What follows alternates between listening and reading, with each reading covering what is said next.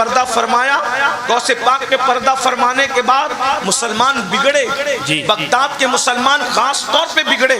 بہت دولت دی اللہ نے، بہت مال دیا اللہ نے، بہت قوت دی اللہ نے، بڑی حکومت دی اللہ نے، تو مسلمان کیسے بگڑے؟ اللہ کو چھوڑا، اس کے رسول کو چھوڑا، قرآن کو چھوڑا، دین کو چھوڑا۔ ایک ایک مسلمان اتنا پاپی ہو گیا تھا کہ والی تھی اور 800 لڑکیاں اسے شراب پلانے والی تھی۔ مسلمان سوتے تھے تو سرانے شراب کے مٹکے رکھ کر کے سوتے تھے، عیاشیاں کرتے تھے، آوارگی کرتے تھے۔ اچھی طرح یاد رکھنا مسلمانوں، جب تم اللہ کے ساتھ بغاوت کرتے ہو تو اللہ کی تلوار اٹھتی ہے، اور اللہ کی تلوار کیسے اٹھتی ہے؟ اللہ تم پر ظالم مسلط کرتا ہے، نام ان کا ہلاکو ہو، چنگیز ہو، لیکن کردار سب کا ایک ہی ہوتا ہے۔ نام بدلتے رہیں گے لیکن کردار وہی رہے گا۔ جب تم بد کردار بنو گے تو اللہ تم پر ظالم مسلط کرے گا۔ اور اللہ اکبر، جب اللہ کسی قوم پر فسق و فجور کی وجہ سے ظالم مسلط کرتا ہے، اس وقت جب مسلمان دعا کرتے ہیں تو اللہ ان کی دعاؤں کو بھی قبول نہیں کرتا۔ آج آپ کہہ رہے ہیں فلسطین میں یہ ہو رہا ہے، وہاں وہ ہو رہا ہے، وہاں وہ ہو رہا ہے، وہاں وہ ہو رہا ہے، ہر جگہ تم پہ ظلم ہو رہا ہے۔ میں اس وقت تو ظالموں کو کچھ نہیں کہوں گا، لیکن تم سے کہتا ہوں، بتاؤ کیا ہلاکو اور چنگیز کے دور کے مسلمانوں سے ہمارا حال کچھ مختلف ہے؟ جو وہ کر رہے تھے وہی تو ہم بھی کر رہے ہیں۔ اللہ اکبر، اللہ اللہ۔ پوری زندگی آج کا مسلمان مسجد کا زینہ فجر میں نہیں دیکھ پاتا، مسجد کا دروازہ نہیں دیکھ پاتا۔ بولو کتنے مسلمان فجر پڑھتے ہیں؟ اللہ اکبر، ظالم ایسے ظالم، اور اللہ اکبر ایسے بے مروت اور سخت دل ظالم کو مسلط کرتا ہے کہ پھر وہ تم پر رحم نہیں کرتے۔ لوگ رحم کی بھیک مانگتے ہیں مگر وہ رحم نہیں کرتے، کیونکہ اللہ ظالموں کو مسلط کرتا ہے۔ اللہ اکبر۔ مجھے بتاؤ، نماز پر ظلم کرنے والوں تم پر ظلم نہیں ہوگا، قرآن پر ظلم کرنے والوں تم پر ظلم نہیں ہوگا، دین پر ظلم کرنے والوں تم پر ظلم نہیں ہوگا۔ اللہ اکبر۔ امام حسین سے محبت کی بات کرتے ہو، مولا حسین نے کربلا میں دین کے لیے پورا گھرانہ لٹایا۔ کیا کہتے ہیں گھرانے کو؟ ارے گھرانہ کسے کہتے ہیں؟ جوان بیٹا لٹایا دین کے لیے، 6 مہینے کا معصوم لٹایا دین کے لیے، ان کی بیٹیاں، بہویں، بیوی، اللہ اکبر، بہنیں، ان کے دوپٹے لوٹے گئے صرف اس لیے کہ ان کے دوپٹے لوٹیں گے تمہارا دین بچ جائے گا، ہمارا دین بچ جائے گا۔ ہم نے کوئی پرواہ کی؟ ہم نے تو خون حسین کو شربت اور کھچڑے پہ تولنے کی کوشش کی۔ یاد رکھنا، اگر ایک چھوٹا سا گھروندہ کوئی بچہ بنائے اور اس کا باپ اس گھروندے کو توڑ دے تو بچہ بھی اپنے باپ سے ناراض ہو جاتا ہے، میرا بنایا ہوا گھروندہ کیوں توڑا؟ کیونکہ میں نے بہت محنت سے مٹی لائی تھی۔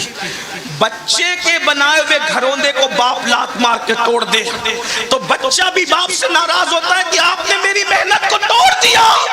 بتاؤ سنیو، جب تم امام حسین کے نام کے نعرے لگا کر مسجد کو ویران کرتے ہوں گے تو امام حسین کی محنتوں پر سوالیہ نشان کھڑا ہوتا ہوگا، تو کربلا میں امام حسین کتنا بے چین ہوتے ہوں گے؟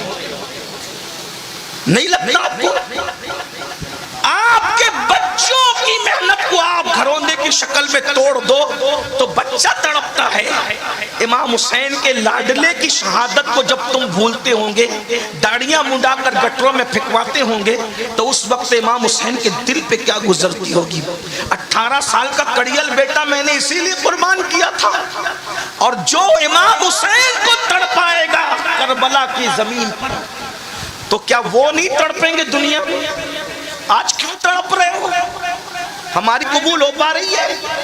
سب دعا کر رہے ہیں سلیم میاں مدد نازل کر، مدد آ رہی ہے؟ مدد بتاؤ کہیں آ رہی ہے مدد؟ کیوں؟ تم نبی اور آل نبی کو مزار میں تڑپاؤ اپنے کردار سے، اور پھر سوچتے ہو کہ تمہاری زندگیوں میں بہاریں آ جائے۔ ممکن نہیں ہے۔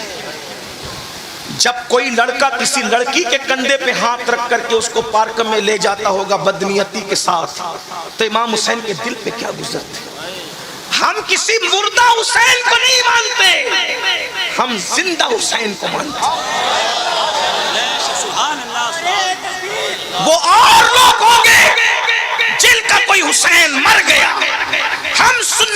حسین جو ابن علی ہے وہ ایسا زندہ ہے کہ ہم یہ محفل کر رہے ہیں اس تصور کے ساتھ کہ امین اور سلیم کرسی پر بعد میں آ کے بیٹھے ہیں، جس کی محفل ہے وہ حسین پہلے سے آیا۔ سبحان اللہ سبحان اللہ، نعرہ تکبیر، نعرہ رسالت، مسلک اعلیٰ حضرت سید امین القادری صاحب قبلہ۔ اور واللہ یہ میں کوئی لفاظی نہیں کر رہا ہوں، لے آؤ کسی آنکھ والے کو جس کو خدا نے دل کی آنکھ دی ہے، حسین کی جلوہ گری نہ ہو تو غلام ہے۔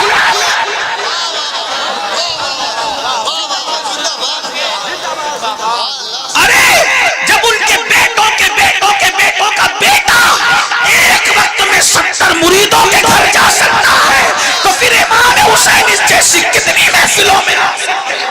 ارے تم نے امام حسین کو سمجھا کیا ہے؟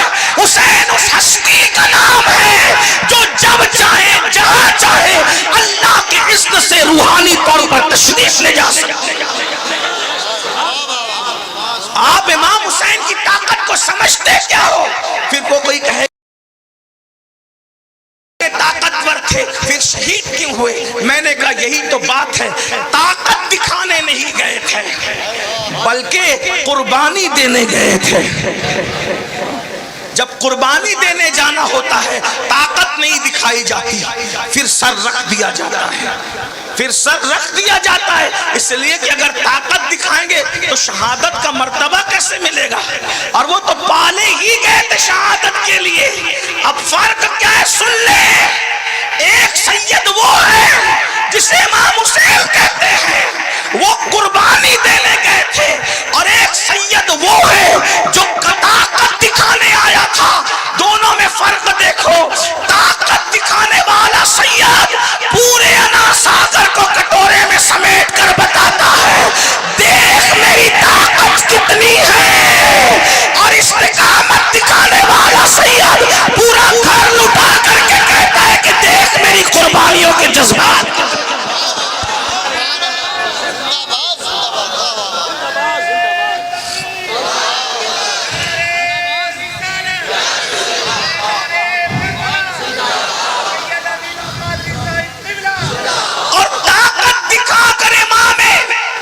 معین الدین غریب نواز نے ہمیں بتایا کہ جب بیٹے کی طاقت کا یہ عالم ہے تو میرے دادا کو تانا مت دینا کہ فرات نہیں لا سکے۔ ارے جب غلاموں کا غلاموں کا غلاموں کا غلام بیٹوں کے بیٹوں کا بیٹوں کا بیٹا جب کھاگر کو ساگر میں ساگر سمیٹ لیتا ہے تو وہ تو میرا دادا دادا وہ بھی فرات سمیٹ سکتا تھا، مگر طاقت دکھانے کی اجازت نہیں تھی، بلکہ وہاں تو استقامت دکھانے کا حکم۔ اس لیے کوئی تانا نہ دیا کرے، بلکہ امام حسین کا کام بھی نہیں تھا، وہ تو مولا علی اصغر بھی اگر چاہتے نا، وہ تو مولا علی اصغر بھی اگر چاہتے نا، مولا علی اصغر کربلا میں مٹھیاں کھولتے تھے بند کرتے تھے، کھولتے تھے بند کرتے تھے، کوئی نہیں سمجھ سکا یہ مٹھیاں کھلتی بند کیوں ہوتی ہے، کوئی نہیں سمجھ سکا۔ امام حسین سمجھے، کیونکہ بیٹے کو باپ کے سوا کوئی نہیں سمجھ سکتا، اور بیٹا باپ سے زیادہ کسی کو نہیں سمجھتا ہے نا۔ تم لوگ موبائل ہاتھ میں رکھتے ہو تو تمہارے بچوں کو بھی موبائل چاہیے، 6 مہینے کا بچہ بھی تمہارا موبائل مانگتا ہے، بولو مانگتا ہے کیونکہ باپ کے ہاتھ میں موبائل دیکھتا ہے تو وہ بھی موبائل مانگتا ہے۔ باپ کو گیم کھیلتے دیکھتا ہے تو وہ بھی نہیں آتا پھر بھی کوشش کرتا ہے کہ گیم کھیلوں، کیوں؟ 6 مہینے کا تمہارا بچہ باپ کو گیم کھیلتے دیکھے تو وہ بھی ادھر جاتا ہے، باپ کے ہاتھ میں موبائل دیکھے تو وہ بھی ادھر جاتا ہے، دیکھتا ہے تو وہ بھی ادھر جاتا ہے، باپ کو سیریل دیکھتے ہوئے دیکھتا ہے وہ بھی ادھر جاتا ہے۔ مجھے بھی جو باپ کے ہاتھ میں دیکھا وہ بچہ مانگتا ہے، بس فرق اتنا ہے تمہارے بچے گیم کے لیے موبائل مانگ رہے ہیں، ان کا بیٹا دین کے لیے تلوار۔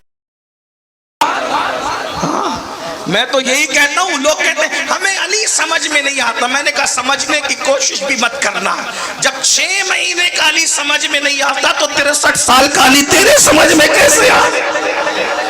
امام حسین نے تینوں بیٹوں کا نام علی اسی لیے رکھا تھا، جب یزید کے دربار میں قافلہ پہنچا تو امام زین العابدین سے پوچھا تیرا نام کیا ہے؟ کہا علی۔ کہا میں نے سنا کہ علی تو کٹ گیا، کہا اس کا نام بھی علی تھا۔ تو کہا کہ میں نے سنا وہ 6 مہینے کا علی وہ بھی کٹ گیا، کہا اس کا نام بھی علی تھا۔ تو یزید نے غصے میں آ کے کہا اور تیرے باپ کو علی کے سوا کوئی نام نہ ملا۔ تو امام زین العابدین نے کہا شکر کر وہ تو 3 ہی پیدا ہوئے، اگر ہزاروں بھی پیدا ہوئے تو میرا بابا سب کا نام علی ہے۔ نعرہ تکبیر، نعرہ رسالت، فیضان شہید اعظم، مسلک اعلی حضرت، نعرہ حیدری۔ واہ واہ واہ واہ، تینوں کا نام علی رکھا۔ کیا بات ہے۔ توجہ نہیں ہے تو کوئی بات، لیکن اگر ہے تو پھر توجہ۔ تینوں کا نام علی رکھا۔ کیوں علی رکھا؟ کیونکہ انسان کی زندگی کے 3 دور ہوتے ہیں۔ انسان کی زندگی کے 3 دور ہوتے ہیں: جوانی، بچپنا اور ڈھلتی زندگی۔ بڑھاپا نہیں کہتا، اس لئے کہ جس کو بیان کر رہا ہوں وہ کبھی بوڑھا نہیں، وہ کہ رسول اللہ نے اس کو جوان کہا۔ واہ واہ، لا فتح الا علی، لا فتح الا علی، لا سیف الا ذوالفقار۔ علی جیسا کوئی جوان نہیں ہے اور ذوالفقار جیسی کوئی تلوار نہیں۔ واہ واہ واہ واہ، زندہ باد۔ جس کو نبی نے جوان کہا ہو ہم اس کو کبھی بوڑھا کہنے کی ہمت نہیں ہے، کیونکہ نبی نے کہہ دیا۔ ہم جانتے نبی جسے جو کہتے معجزہ میرے نبی کا، تو اپنے قطرے ہو گیا۔ واہ، جس کو جو کہتے وہ ہو جاتا ہے۔ تو مولا علی کو جوان کہا ہے، اس لیے ہم بوڑھا کہنے کے، ہم سنی مولائی ہیں بے شک۔ اور ہم مولائی وہی ہوتا ہے جس کا کوئی مولا ہوتا ہے، اور علی ہمارے، اس لیے ہم مولائی ہیں۔